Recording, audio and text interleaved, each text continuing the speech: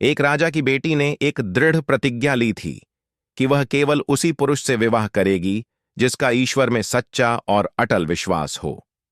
अनेक राजकुमार और धनवान व्यक्ति दूर दूर से उसका हाथ मांगने आए, लेकिन कोई भी उसकी शर्तों पर खरा नहीं उतर सका। प्रत्येक व्यक्ति ने अपने विश्वास का दावा किया, लेकिन जब उनकी परीक्षा ली गई तो वे असफल रहे। एक दिन एक युवा साधु महल के पास से गुजर रहा था।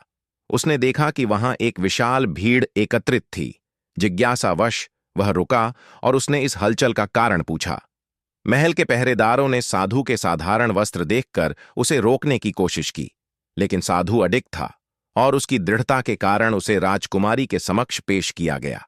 अचानक महल के प्रांगण में एक गूंजती हुई आवाज सुनाई दी, राजा मिल गया!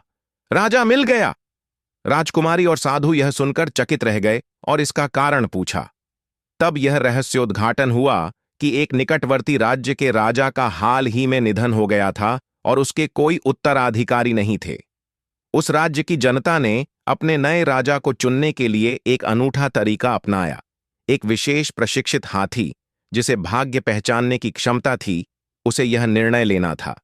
वह हाथी भीड़ में से धीरे धीरे चलता हुआ आया और बिना किसी संकोच के अपनी सूंड उठाकर उस युवा साधु के गले में विजय की माला डाल दी।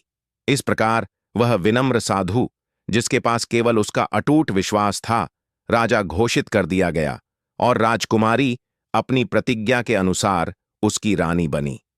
दोनों ने मिलकर अपने राज्य पर ज्ञान, विनम्रता और भक्ति के साथ शासन किया।